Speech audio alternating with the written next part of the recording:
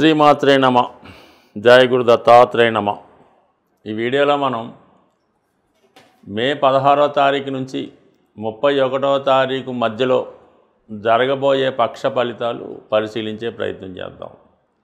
మరి మేషరాశి వారికి ఈ పక్షంలో పక్ష ఫలితాలు పరిశీలించినప్పుడు మరి ఈ పక్షంలో మారిన ప్రధానమైనటువంటి మార్పు ఏంటంటే, కొంతకాలంగా ధనస్థానంలో ఉన్నటువంటి గురువు తృతీయ స్థానంలోకి మారడం జరిగింది. అలాగే ధనస్థానంలో రవి. ఇది చాలా వరకు మీ యొక్క కుటుంబం యొక్క ప్రతిష్ట పెరుగుతుంది. ప్రభుత్వ పథకాలు మీకు అనుకూలంగా రావడం జరుగుతూ ఉంటుంది. అలాగే మీ యొక్క వ్యక్తిగతంగా మీ యొక్క వాక్చాతుర్యం పెరుగుతుంది. చాలా కమాండింగ్గా మాట్లాడుతూ ఉంటారు. ఎక్కడికి వెళ్ళినా కూడా సమర్థవంతంగా మీ కార్యక్రమాలు నిర్వహించడం జరుగుతూ ఉంటుంది. ఇక ముఖ్యంగా మనకి రాస్యాధిపతి అష్టమాధిపతి కుజుడు చతుర్థ స్థాన సంచారం అన్నది మనం కొంతకాలంగా అనుకున్నట్టు ఈ జూన్ నెల 6వ తారీఖు వరకు కుజగ్రహం అదే స్థానంలో సంచరించడం వల్ల మరి జాతకులకి ప్లేస్ ఆఫ్ చేంజ్ అన్నది ఇండికేట్ చేస్తుంది. అది ఏ కారణం వల్ల అయినా అవ్వచ్చు. మరి కొంతమంది ఏమైనా మీరు మీ యొక్క స్థిరాస్తి, వాహనాలు, గృహానికి సంబంధించింది ఏవైనా అమ్మే ప్రయత్నం చేస్తుంటే అవి చాలా వరకు అమ్మకం జరిగే అవకాశం ఉంది. ముఖ్యంగా స్థిరాస్తిపై మీకు ఏవైనా లావాదేవీలు, ఇబ్బందులు, స్ట్రగుల్స్ ఉంటే అవన్నీ చాలా వరకు పరిష్కారం అవుతుంది. ఇతరుల ఆధీనంలో ఉన్నటువంటి స్థిరాస్తి మీ చేతికి వచ్చే అవకాశం ఉంటుంది. విద్యార్థులు సాధారణంగా ఏదైనా మంచి కాలేజీలో సీట్ రావడం వల్ల ఏదైనా హాస్టల్లోనో రెసిడెన్స్ కళాశాలలో చేరి అక్కడ విద్యాభ్యాసం కొనసాగే అవకాశం ఉన్నది. మొత్తం మీద భూమి సంబంధించిన వ్యవహారాలు ఈ రాశి వారికి అనుకూలిస్తే మరి గురువు దానికి తృతీయ స్థానంలోకి రావడం మనకి అంటే చతుర్థానికి వ్యయ స్థానం అవడం వల్ల మరి ఏదైనా స్థిరాస్తి కొనాలనే మీ ప్రయత్నం నెరవేరుతుంది. స్థిరాస్తి మీద ఏమైనా రుణాలు ఏమైనా ఉంటే అవి తీర్చివేసే ప్రయత్నం చేస్తారు. అంటే ముఖ్యంగా ఇది ఈ గురువు యొక్క మార్పు మీరు ఏదైనా విదేశ ప్రయాణానికి కావలసినటువంటి ఏర్పాట్లు చేసుకోవచ్చు. దూర ప్రాంత ప్రయాణాలు కలిసి వస్తాయి. మీ యొక్క సలహాతో ఇతరులు వారి జీవితాన్ని మార్చుకొని మంచి స్థాయికి వెళ్ళే అవకాశం ఉంది.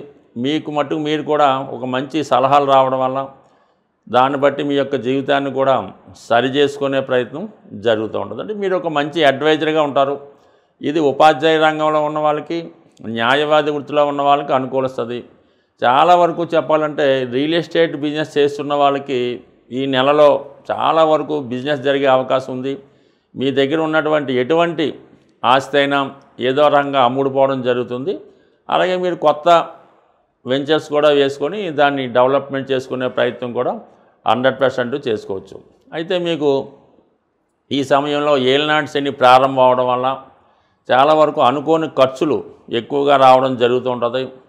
మీ యొక్క దగ్గర బంధువులు కానీ మీకు కావాల్సిన వారే మిమ్మల్ని ఏదో విధంగా ఆర్థిక సహాయం చేయమని, అది అప్పు రూపంలో అన్న ఇమ్మని మిమ్మల్ని ఒత్తిడి చేయడం జరుగుతూ ఉంటుంది.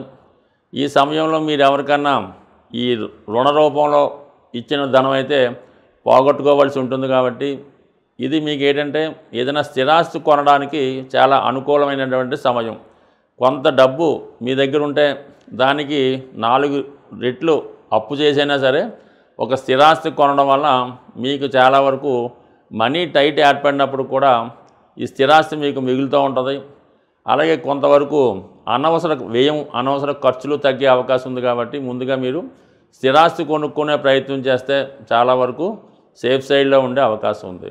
ఇక ఈ నెలంతా కూడా ఇంచుమించుగా మనకి వ్యయస్థానంలో ఉన్నటువంటి శుక్రుడు చాలా వరకు కుటుంబ అవసరాల కొరకు, భార్య యొక్క కోరికలు తీర్చడానికి, జీవిత భాగస్వామి యొక్క అవసరాలకు కొద్దిగా విలువైనటువంటి వస్తువులు లాంటివి కొనుక్కునే ప్రయత్నం చేస్తారు. అయితే ఇదే నెల 18వ తారీఖున వ్యయస్థానంలో ఉన్నటువంటి రాహు లాభస్థానంలోకి రావడం వల్ల విదేశ వ్యవహారాలు కలిసి వస్తాయి.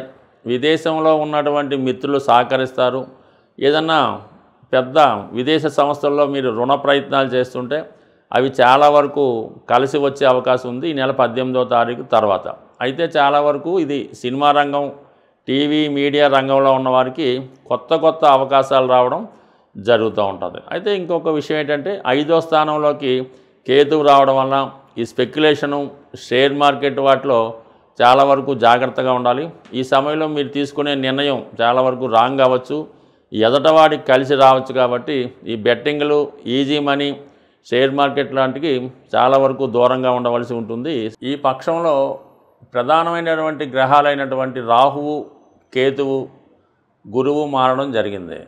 ఎప్పుడైనా శుభగ్రహాలు రాశి మారినప్పుడు పెద్దగా ఎవరిని ఇబ్బంది పెట్టవు. కానీ ఈ పాపగ్రహాలైనటువంటి శని, కుజ, రాహు, కేతు మారినప్పుడు ఆ మారిన భావాన్ని బట్టి ఏదో ఒక సమస్య రావడం జరుగుతూ ఉంటుంది. మరి ప్రధానంగా రాహు ఇప్పుడు రాశి స్వక్షేత్రంలోకి రావడం వల్ల రాహువు అత్యంత బలవంతుడై ఉంటాడు. అంటే రాహు ఎప్పుడు కూడా చెడు కార్యక్రమాలకి, అవినీతికి, సంఘ విద్రోహ చర్యలకి కారణం అవుతూ ఉంటాడు. కాబట్టి ఎవరి జాతకంలో అయినా సరే రాహు ఏదో విధంగా వాళ్ళని స్ట్రగుల్ చేయడం జరుగుతూ ఉంటుంది. మరి మారేడు కాబట్టి ముందుగా రాహు పెట్టే ఇబ్బందుల నుంచి బయటపడాలంటే కంపల్సరిగా రాహుగ్రహానికి పరిహారం చేసుకోవాల్సి ఉంటుంది. రాహుతో పాటు కేతువు కూడా ఉంటాడు. కాబట్టి సాధ్యమైనంత వరకు మన అదృష్టవశాత్తు ఈ నెల అంటే ఈ పక్ష ప్రారంభంలోనే 16వ తారీఖున సంకష్టహర చతుర్దశి. ఆ చతుర్దశి రోజు వినాయకుడికి అభిషేకం కానీ, హోమం కానీ, ఏదైనా గరికతో అర్చన కానీ, ఏదో పూజా కార్యక్రమం చేసుకోవడం వల్ల దాని తర్వాత వచ్చే అమావాస్య రోజు కానీ, శుక్రవారం రోజు కానీ, ముఖ్యంగా అమావాస్య అయితే మంచిది. ఏదైనా అమ్మవారి ఆలయంలో, ఎస్పెషల్లీ కనకదుర్గ అమ్మవారి ఆలయంలో మరి విధి విధానంగా అమ్మవారి కుంకుమార్చన చేయడం, వీలైతే ఒక 4 కొబ్బరికాయలు అమ్మవారి ఆలయంలో ఇవ్వడం వల్ల కంపల్సరిగా రాహు అనుగ్రహానికి కుదురుతుంది. రాహు మనకి అనుగ్రహించాడంటే చాలా చక్కని ఫలితాలు ఇవ్వడం జరుగుతుంది. రాహు ఇచ్చాడంటే ఫలితం చాలా హై లెవెల్లో, టాప్ లెవెల్కి వెళ్ళిపోవడం జరుగుతూ ఉంటుంది. అదే రాహు తలుచుకుంటే జాతకుడిని వ్యసనపరుడుగా, అపకీర్తి పాలు చేసి ఎందుకు పనికిరాని వాడుగా కూడా చేసే విద్య రాహు దగ్గర మాత్రమే ఉంటుంది. గత జన్మలో మనం చేసుకున్నటువంటి పాపపుణ్య కర్మల్ని ఈ జన్మలో అనుభవించే విధంగా ఈ రాహుకేతువులు కార్మిక్ కంట్రోల్ ప్లాంట్స్గా ఉంటాయి. ఎప్పుడైనా రాహుకేతువు మారినప్పుడు కంపల్సరిగా అటు విఘ్నేశ్వరుని, ఇటు అమ్మవారిని ప్రార్థించుకోవడం వలన రాహుకేతువుల అనుగ్రహం లభిస్తుంది. అయితే గురువు కూడా ఇప్పుడు మారాడు కాబట్టి ఏదన్నా ఒక పాపగ్రహం యొక్క ఫలితం, చెడు ఫలితం తగ్గడం ఎంత ఇంపార్టెంటో శుభగ్రహాన్ని కూడా బలవంతంగా ఇంకా డెవలప్ చేసుకుంటే అవి ఇంకా శుభ ఫలితాలు ఇచ్చి ఈ పాపగ్రహ ఫలితాలని తగ్గించడం జరుగుతుంది. గురువు యొక్క అనుగ్రహం కావాలంటే కేవలం దత్తాత్రేయుడు, షిరిడి సాయిబాబా వారు, లేదంటే మీ యొక్క కులదైవం, మీ కులగురువు, మీకు విద్య నేర్పిన గురువు, వాటి అంతటికన్నా ఇంపార్టెంట్ మీ యొక్క జన్మనిచ్చినటువంటి తల్లిదండ్రులు. వీళ్ళని సేవించడం వల్ల, పూజించడం వల్ల గురుబలం పెరుగుతూ ఉంటుంది. ఇంకా ఈ అవకాశం లేని వారు ఇవన్నీ మన వల్ల అనుకుంటే మీరు ఏదన్నా ఒక గోశాలకు వెళ్ళి గోవుకి సేవ చేయడం కానీ, వ్యక్తిగతంగా రైతుల దగ్గర ఉన్నటువంటి గోవుకి శుభ్రంగా పూజాది కార్యక్రమాలు నిర్వహించడం వల్ల కూడా గురువు యొక్క అనుగ్రహం లభిస్తూ ఉంటుంది. వీటన్నిటికన్నా ఇంపార్టెంట్ ఏంటంటే తల్లిదండ్రులు ఏమైనా ఇబ్బందుల్లో ఉంటే వారికి ఎటువంటి ఇబ్బందులు లేకుండా వారికి కావాల్సిన సదుపాయాలు చేయడం వల్ల కూడా మీకు ఈ గురుబలం పెరుగుతుంది.